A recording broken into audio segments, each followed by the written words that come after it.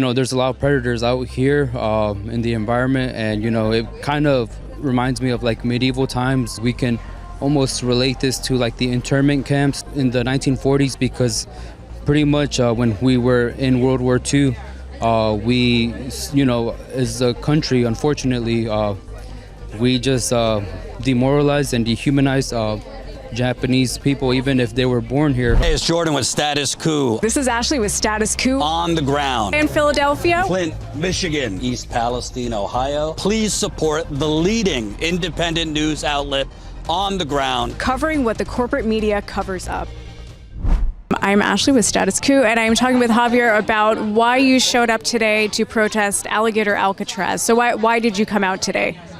So pretty much I've had firsthand experience since June 8th, earlier this month, of witnessing all the immigration sweep-ups that have been they've been happening in Bonita Springs, where I live, and so essentially that impacted me, because I was born and raised in Southwest Florida, and to see my neighbors, a lot of them are hardworking people that contribute to the local economy and help build our community.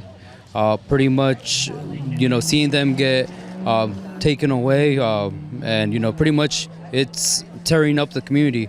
Instead of building bridges, we're just creating a hostile environment. And so I am here today to protest against all the human rights abuses essentially that's happening, and also what's gonna occur over at Alligator Alcatraz, and also for the environment, because it's all intertwined. We are all one. The environment exists because of us, and then we also exist because of the environment. So it is very paramount to understand that both are going to be impacted by Alligator Alcatraz. So we just shouldn't have detention camps anywhere. As far as like human rights issues with this particular detention center, I mean, we are in the Everglades, and as you said, this is an issue that's not just human rights, it's also environmental issues. So we're in the middle of the Everglades. The Everglades is a mangrove ecosystem. It is a swamp. It is hot and humid, and there's going to be, I want to say 5,000 beds is what I heard. So 5,000 beds in an area that has a heat index of like 100. And we know that these detention centers don't have a history of, following safety regulations and doing things like providing enough food and water. So, I mean, that already sets everybody up for just being in, again, like unfathomably terrible conditions. It's hot. People are going to be dehydrated. I'm sure that that's going to lead to people suffering from all kinds of like heat-induced illness, strokes, that kind of thing, and being like dehydrated, all that kind of stuff. So we already have that going on. We know that the government has a huge stake in this as well. And I'd like to just kind of put a finer point on the safety issues. Trump made a statement about how, this is not an area that anyone would want to be stuck in. Support this critically important on-the-ground reporting as a Status Coup member and get great perks. Become a member right here. Right, so the suggestion is basically that if you try to escape, you would not be able to, because as people are calling it, it's Alligator Alcatraz. There are alligators here, there are pythons in this area. It is the wilderness. If you did try to escape, it would be extraordinarily difficult, and you would be subject to all of those same things that you would be on the inside, on the outside, and worse. I mean, I guess I would ask, what does it mean for there to be a detention center so close to, populations that are, or communities that are heavily made up of immigrants? It feels very threatening to put this right smack in the middle of that. So whenever I hear people about, talking about Alligator Alcatraz, they illustrate how, like you said, the president said it's like undesirable conditions, and, they've had illustrations, of how Alligator Alcatraz is going to be surrounded by, water, which essentially has pythons and alligators. Pretty much is just, there's a lot of predators out here in the environment, and, it kind of reminds me of like medieval times, how like in medieval times, like when they had castles, they would have protective barriers like moats.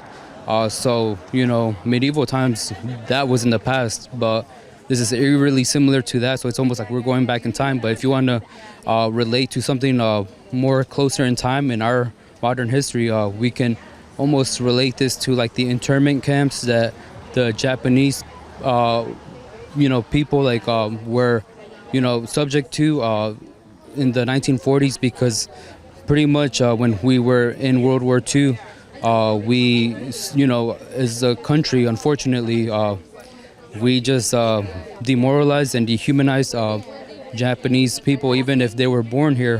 George Takei is a great example. He was born in 1937. He's 88 years old. He's still alive.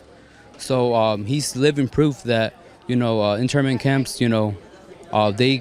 they will, subjugate people. And, he was born in LA, which is coincidentally where a lot of the ICE raids and detainments are happening. And even though he was born in LA, his parents were from Japan, but he was still sent to this internment camp. So this is what this reminds me of, is like an internment camp. A lot of people are saying it's like a concentration camp, and essentially it is, because unfortunately there will be deaths.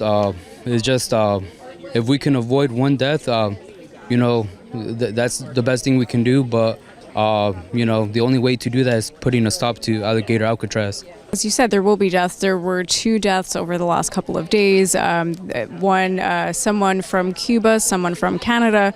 So, the deaths are ongoing, and the longer that all of these things are occurring, the more deaths are going to occur, as you're suggesting. I think that was all really well put. I don't actually have any other questions because you kind of wrapped everything up very nicely. I guess I would just ask, for viewers of Status Coup who are maybe not as familiar with, one, this area, and two, the specific fight for against Alligator Alcatraz here, is there anything that you would want to add?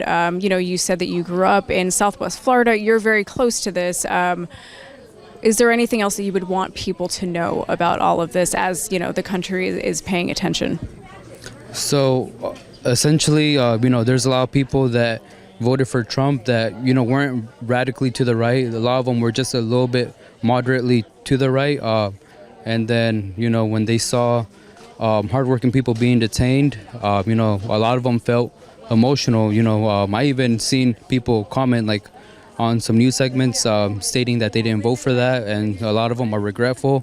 It's okay for anyone that voted for Trump to feel regretful, feel remorseful. It shows that you still have empathy. It's not too late to, join us in the movement to, protest against Alligator Alcatraz. You still have the chance to be on the right side of history. So that's my message for everyone that, feel like it's too late. It's never too late to join the movement. But, I guess the government's going to do what they want to do, in the name of capitalism, because essentially who benefits from all this is Palantir, and Stephen Miller, he's got $250,000 invested in Palantir. So they don't look at people as people. They dehumanize them, they stigmatize them, they subjugate them, exploit them, and they see them as a number. So unfortunately, they are putting profit over people. Yeah, I feel like that encapsulated, the intersectional issues that, are happening right here. And we've covered Palantir a lot and Stephen Miller's stake in Palantir, which is a, gross, just abuse right now. As you said, he has $250,000 worth of personal, he will be profiting off of, ICE, and that is powered by Palantir. So, obviously that is a massive issue.